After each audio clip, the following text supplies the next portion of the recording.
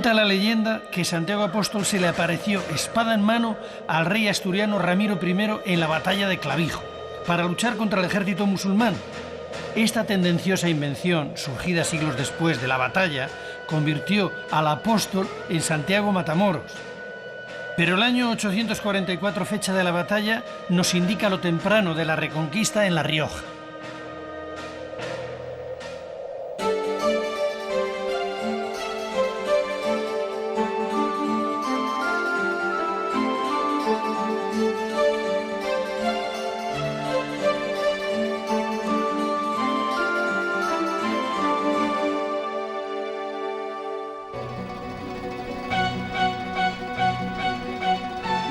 Ordoño II de León y Sancho Garcés I de Pamplona inician hacia el año 923 la reconquista de los valles riojanos, llegando hasta Viguera y Nájera, que repueblan con navarros, alaveses y castellanos, que conviven a su vez con grupos de mozárabes. A partir de ese momento surgen eremitorios rupestres y pequeñas iglesias que pueden considerarse la manifestación más temprana de la reconquista.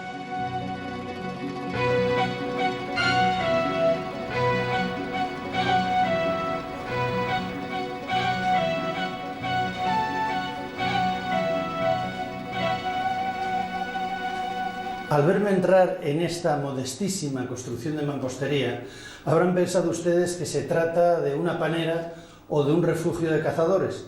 Pues no, es una minúscula y maravillosa iglesia románica, la ermita de San Esteban, probablemente de las más pequeñas iglesias románicas del mundo. Y además estuvo, en parte lo está, adornada con maravillosas pinturas del Apocalipsis y el Apostolario con el Pantocrátor, que derivan de los códices emilianense y albeldense. Es probable que esta iglesia del siglo XII se reconstruyera sobre un monasterio de origen rupestre de época goda, que después se transformó en iglesia parroquial de una comunidad cristiana asentada en sus alrededores. Las pinturas repartidas por todas las paredes, con su mensaje apocalíptico del románico pleno, nos permiten hacernos una idea muy real de cómo veían este espacio sagrado con su luz aquellos primeros repobladores.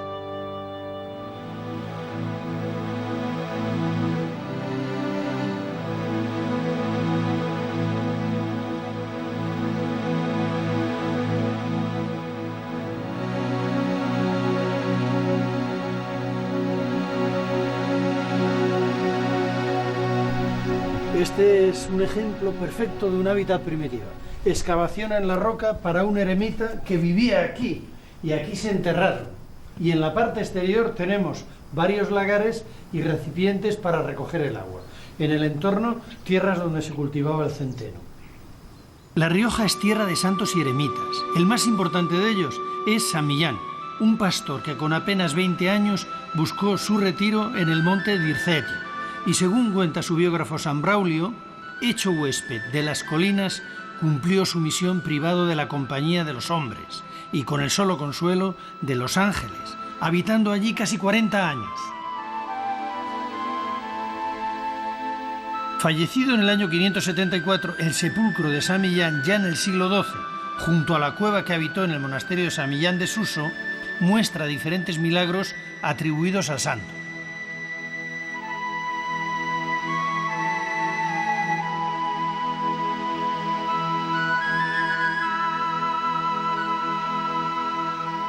Aún se conserva el sarcófago original, forrado con esa hermosa tela de origen árabe, de donde fueron extraídos los marfiles realizados en el siglo XI para construir la llamada Arqueta de San Millán, en los que se narran, entre otros temas, su vida y milagros.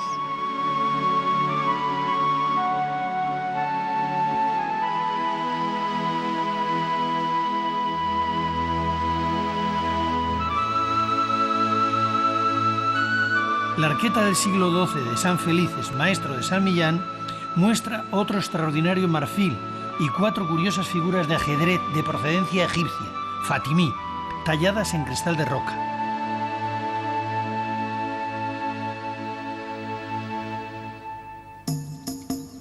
La iglesia de San Millán, que deja ver en su estructura y en sus canecillos su origen visigótico, fue ampliada en el siglo X y acabada románica en el XI, con Sancho el Mayor. Se convirtió en un centro de peregrinación de tal importancia que en el siglo XVII San Millán fue propuesto como patrón de España en sustitución de Santiago. La costumbre de dejar constancia de la presencia de los viajeros anónimos en las paredes, vista con 800 años de distancia, no parece de tan mal gusto.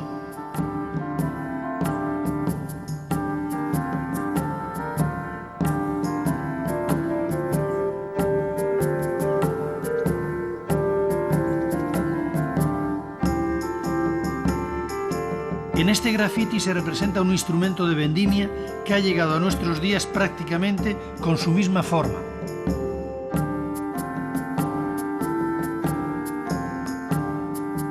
Durante los siglos X y XI, los monjes del escritorio emilianense dejaron el primer testimonio escrito del inicio del romance hispánico o español primitivo.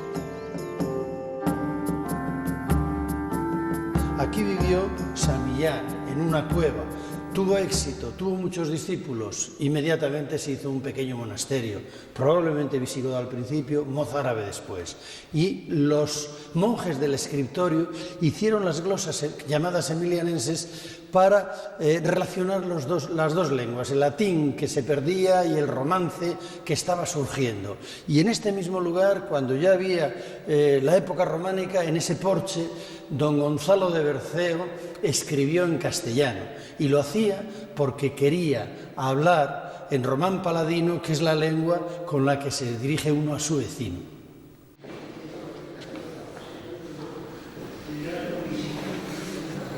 El profesor Claudio García Turza explica el complejo proceso del nacimiento de una lengua romance. Había determinados códices que, pues los monjes necesitaban, se veían en la necesidad de explicar determinadas formas, determinadas palabras, determinadas frases pequeñitas, con otras palabras que eran más accesibles para el resto de los monjes. A estas anotaciones, a estas aclaraciones, es a las que denominamos glosas. Muchas de ellas también están escritas en un latín mucho más accesible, más inteligible, y muchas de ellas escritas ya en romance. Lo que encontramos desde el punto de vista dialectológico en nuestras glosas, tanto las silenses como las emilianenses y otras, insisto, de otros códices que estamos estudiando, es una combinación, como no podía ser de otro modo, en un territorio que es, de algún modo, presenta unas características análogas, similares, compartidas con Castilla, con ese territorio castellano, y unas características lingüísticas compartidas con los navarros y con los aragoneses. No se puede hablar del castellano para este territorio, desde un punto de vista estrictamente lingüístico. Eso tendrá que ser en las tierras de la llanada alavesa, en ese territorio donde efectivamente está la Castela-Bétula, y ahí sí hay un primer castellano. En definitiva, es un territorio en la Rioja Occidental que está, con repoblación vasca, y esa repoblación vasca imprime su sello, su singularidad idiomática, claro, cuando habla el romance, de la misma manera que se está produciendo en la llanada alavesa, o de la misma manera que se está produciendo en Leire, para que dé lugar al romance navarro. Esto que hay aquí no es sustancialmente castellano, sino coincidencia con lo castellano, como tampoco es navarro, sino coincidencia con el territorio navarro. De todo ello goza lingüísticamente La Rioja. La espiritualidad riojana estuvo en la Edad Media muy unida a las cuevas, y así la patrona de La Rioja, la Virgen de Valvanera, se le apareció en una cueva de la Sierra de la Demanda a Nuño Óñez a final del siglo IX. Del monasterio románico no queda más que la imagen de la Virgen con el niño, que según la imaginación popular mira hacia un lado para no ver a una pareja impía que estaban a lo suyo. Y otra cueva y otra virgen son el origen de otro monasterio, Santa María la Real de Nájera. A mediados del siglo XI, el rey García Sánchez III, conocido como García el de Nájera, un día de caza vio como su halcón penetraba en una cueva persiguiendo a una paloma. Él la siguió y se encontró al fondo de la cueva una virgen con el halcón y la paloma jugando a sus pies. Este hallazgo lo interpretó como una señal divina y allí, junto a la cueva, mandó construir un monasterio. Hoy la talla original de la Virgen se encuentra en el retablo mayor de la iglesia del monasterio, que fue totalmente reconstruida en el siglo XV.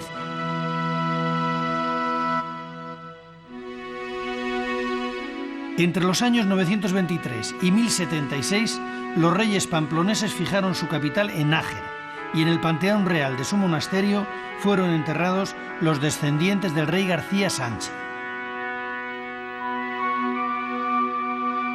La lauda o cubierta del sarcófago de mediados del siglo XII del sepulcro de Doña Blanca de Navarra, mujer del rey García Sánchez de Castilla y madre de Alfonso VIII, es la joya románica de Santa María la Real. Su magnífica talla se atribuye al borgoñón Leodegarius, maestro de Santa María la Mayor de Sangüesa de Navarra.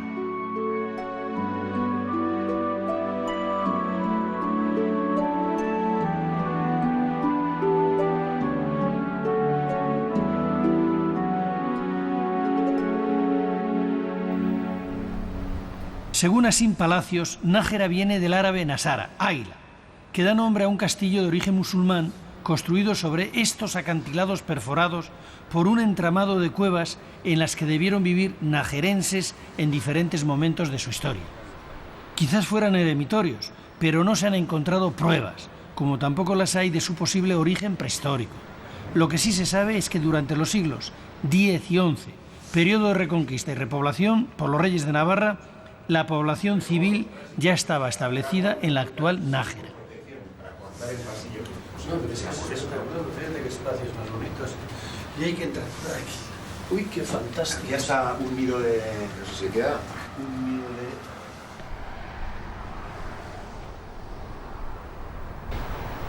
Profesor Ceniceros, ¿qué guardaban en este silo los antiguos habitantes de Nájera? Pues este tipo de silo, que son de origen prehistórico, durante la Edad Media se emplean también para guardar el cereal, la base de la subsistencia en la Edad Media. Más el cereal, tendrían que comer algo de carne, embutidos, que... La carne siempre ha sido un lujo, está el embutido, la forma tradicional de conservar el embutido con la sal, en salazón, ahumados, no con pimentón, que es ya muy posterior, y luego la pesca y la alimentación, la carne procedente de la caza. Tenemos el río aquí abajo a 50 metros, aprovecharían la pesca. Este río además es el río más truchero de La Rioja en la actualidad. La mujer era el elemento fundamental de mantenimiento, de cuidado de la casa, y no solo de la casa, sino de las labores de matanza, de cuidado de los animales. Y bueno, haría frío, había viento, ¿cómo se defendían, cómo se protegen en estas cuevas? Pues todo el pasillo que bordea las cuevas, al que abocan las distintas dependencias, tiene ranuras y marcas de puertas y cerramientos de madera o bien de piel untada en aceite que deja pasar la luz y no deja pasar el aire. Estando en La Rioja como estamos, el vino sería básico para la alimentación, tendrían pellejos. El vino era un alimento fundamental, pero más como alimento que como bebida, que es no con el concepto actual, sino como un elemento fundamental de la dieta. El vino aporta muchas calorías y en un momento en que se come poca carne, las calorías son fundamentales. Para hablar de otra seña identitaria de La Rioja, citaremos de nuevo al riojano Gonzalo de Berceo. Canón so tan letrado por fer otro latino, bien valdrá, como creo, un vaso de bon vino. Los riojanos de la época medieval elaboraban el vino de una manera muy elemental. Traían las uvas en cestos, las depositaban en esta piedra labrada en el suelo, la pisaban posteriormente, evidentemente descalzos, y por ese canalillo caía al torco. Del torco recogían el mosto con unos cuencos cerámicos para echarlo en los pellejos y transportarlo en caballerías. La carta de población de Longares, fechada en 1063, se considera el primer testimonio de la viticultura riojana, y en 1102 el rey Sancho de Navarra reconocía jurídicamente los vinos riojanos. El vino jugaba un papel esencial en los monasterios. Sirva como ejemplo la regla monástica femenina, transcrita en el año 976 del monasterio de las santas Nunilo y Alodia, cerca de Nájera, en la que se permite a las monjas que beban la tercera parte de una émina, ración marcada por San Benito para los monasterios masculinos. La émina equivale a 18 litros, por lo que la tercera parte son 6. Suponemos que la ración sería para toda la comunidad.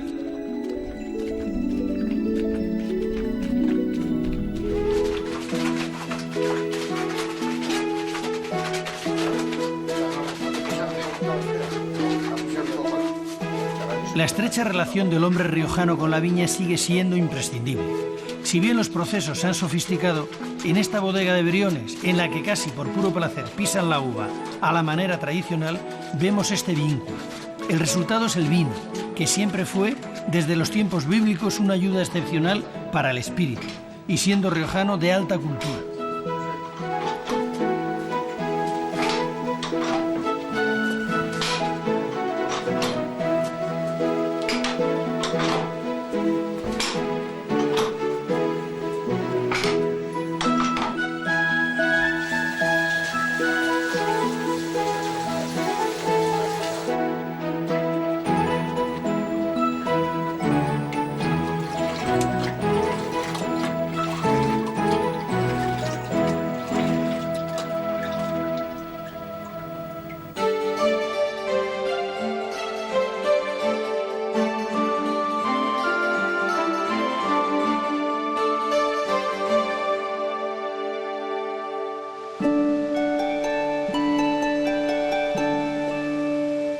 En un valle cerrado de los montes de Serradero se encuentra, desde hace 1000 años, la ermita de San Pedro de Torrecilla de Cameros, contemporánea de San Millán de Suso.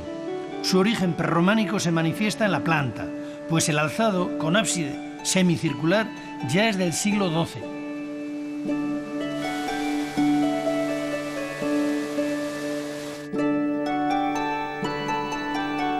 En el término de San Vicente de la Sonsierra, la ermita de San Martín de los Monjes es otro ejemplo de construcción prerrománica en La Rioja, quizás de finales del siglo IX y rehecha en el XIII, que conserva los elementos de sus orígenes visigóticos, como la puerta con arco de herradura y el ábside plano.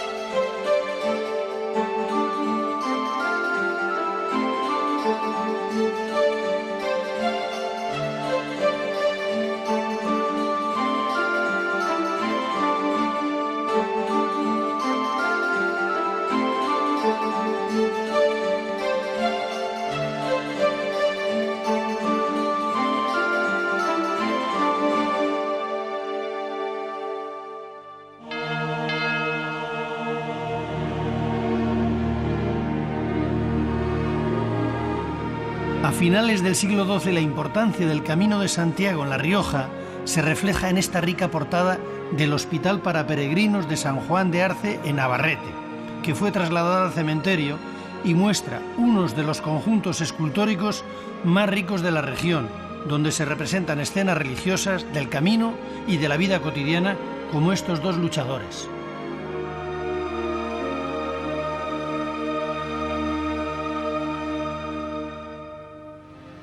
En la iglesia de San Cristóbal, en Canales de la Sierra, la influencia del románico pleno burgalés del siglo XII se muestra en su magnífica cabecera rectangular, animada con arcos ciegos y la galería porticada, al estilo del elegante románico castellano.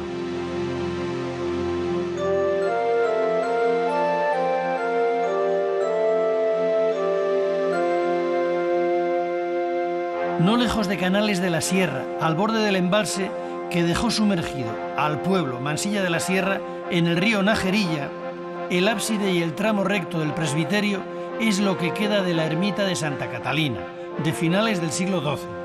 En ella se ve la influencia del importante centro difusor del románico en La Rioja, que es Santo Domingo de la Calzada, otra población que lleva el nombre de otro santo riojano, Domingo García, de origen burgalés, que murió en el año 1109 y que dedicó su vida a la construcción de puentes, junto a San Juan de Ortega, y al cuidado de los peregrinos, para los que fundó un hospital junto al río Oja, origen de la ciudad que llevará su nombre. Además de liberador de cautivos cristianos de manos de los musulmanes, como recuerda esta escultura en la cripta de la catedral, a Santo Domingo se le atribuyen diferentes milagros, entre los cuales el más popular es de aquel joven peregrino alemán que, viajando con sus padres camino de Santiago, fue acusado de robo y posteriormente ahorcado. Pero después de un tiempo colgado, por intercesión de Santo Domingo, el joven les habló a sus padres, proclamando su inocencia. Cuando estos recurrieron al corregidor, que estaba en su casa comiéndose una gallina asada, el corregidor, incrédulo, les dijo que su hijo estaba tan vivo como la gallina. En este momento, la gallina saltó del plato y se puso a cantar. Hoy, en el interior de la catedral, se rinde homenaje al santo, al milagro y a la gallina. Con este hermoso gallinero gótico que la devoción mantiene con un gallo y una gallina vivos, sustituidos cada mes con nuevas parejas que ofrecen los devotos donantes.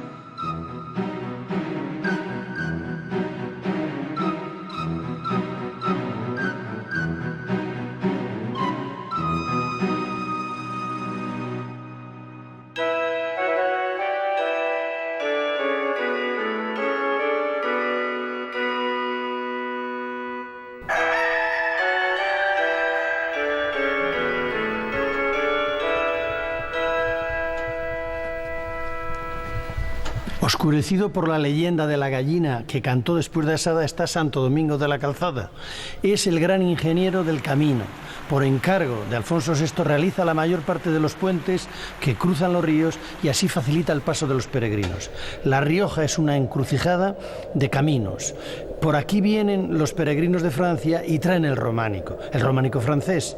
Y es un lugar también de conflicto entre reinos. El reino de Navarra con el incipiente reino de Castilla, que acaba de separarse de León, se disputan lógicamente estas ricas tierras de los vinos. Estas tierras en el siglo XI eran bosques de paso difícil, pero gracias a Santo Domingo, que las desbrozó y construyó numerosos puentes, se facilitó la llegada de miles de peregrinos de todo el continente europeo, para los que se fundaron nuevas ciudades, como Santo Domingo de la Calzada, en la que se construyó una gran catedral, la segunda de peregrinos después de Santiago, que hoy conserva románica la gran cabecera de triple ábside característica de los benedictinos, la orden francesa que introdujo el románico en los reinos hispanos.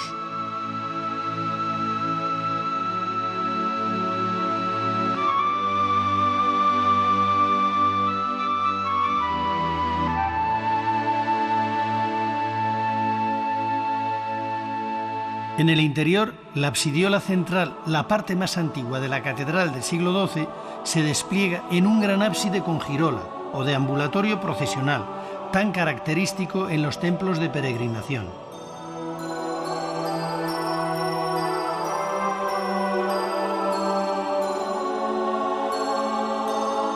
Los canteros desarrollan en los capiteles, situados a gran altura, temas tan propios del románico como el Cristo resucitado enmarcado en una mandorla, o la Epifanía con la Virgen y los Reyes, con un naturalismo que ya anuncia el mundo gótico.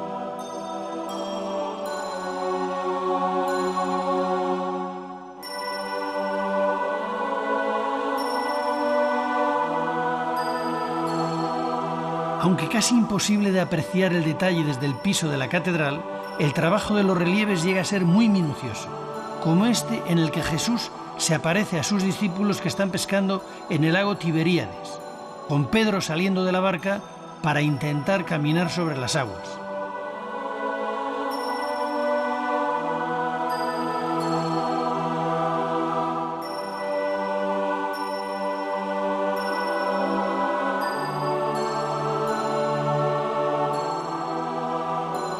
O este otro capitel en el que la Virgen amortajada es ayudada por dos ángeles en su asunción a los cielos.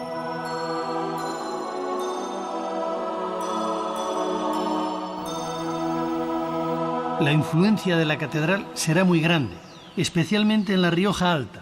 La iglesia de Villaseca, ya del siglo XIII, es un ejemplo de esta vinculación por su magnífico ábside y sus tres ventanas.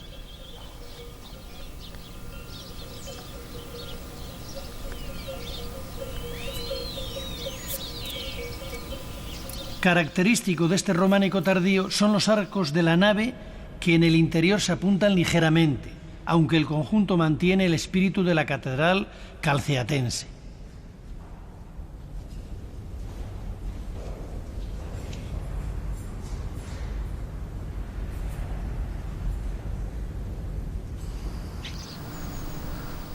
Aislada en el campo, en el curso del río Oja hacia Santo Domingo de la Calzada, se encuentra la ermita de la Ascensión de San Asensio de los Cantos, de la que quedan parte del presbiterio y un curioso ábside poligonal, con unos potentes vértices de 3 columnas sin apenas decoración en su obra.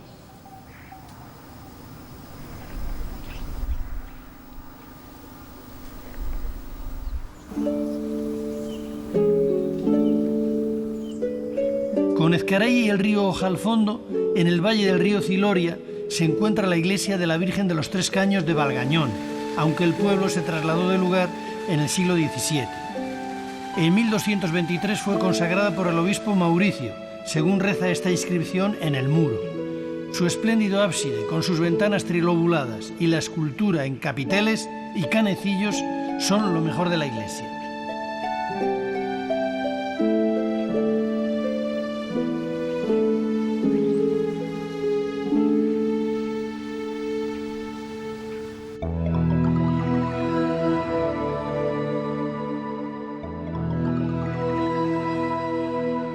De la ermita de la Concepción de Treviana queda parte del presbiterio y un curioso ábside de finales del siglo XII, en el que el alero casi roza los arcos de las ventanas.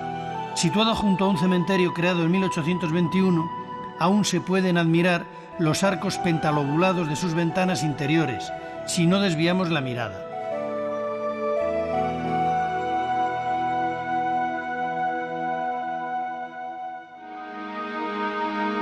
Los valles del río Leza y del Jubera, situados entre la Rioja Alta y la Baja, articulan ese espacio que en 1099 se denomina por primera vez, en el fuero de Miranda de Ebro, La Rioja. Y dominando el valle de Leza, construida en sencilla mampostería, la ermita de Nuestra Señora del Plano, junto a Leza de Río Leza, es una muestra del románico tardío y rural que se da lejos de los grandes focos del románico riojano.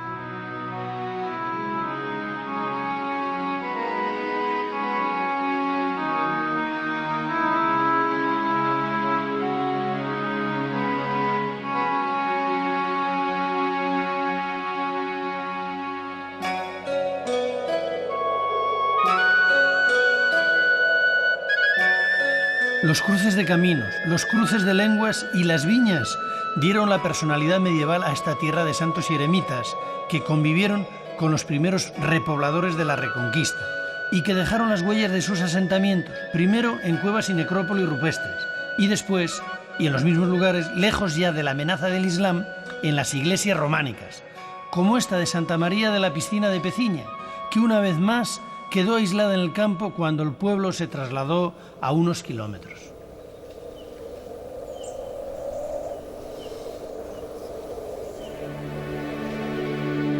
Propiciada su construcción en la primera mitad del siglo XII por el yerno del Cid, el infante Ramiro de Navarra, Santa María de la Piscina debe su nombre a la Sagrada Piscina, la piscina probática del Templo de Jerusalén, en donde el infante Ramiro, por revelación de Dios, encontró una parte de la Santa Cruz, un lignum crucis. Curiosamente, la iglesia se dedicó a la piscina y no a la sagrada reliquia. Esta iglesia, con su poderosa bóveda de cañón con arcos fajones y capiteles de buena cantería, es uno de los mejores ejemplos conservados del románico pleno de La Rioja, que en otros casos se reformaron debido al importante auge económico y social que después vivió la región.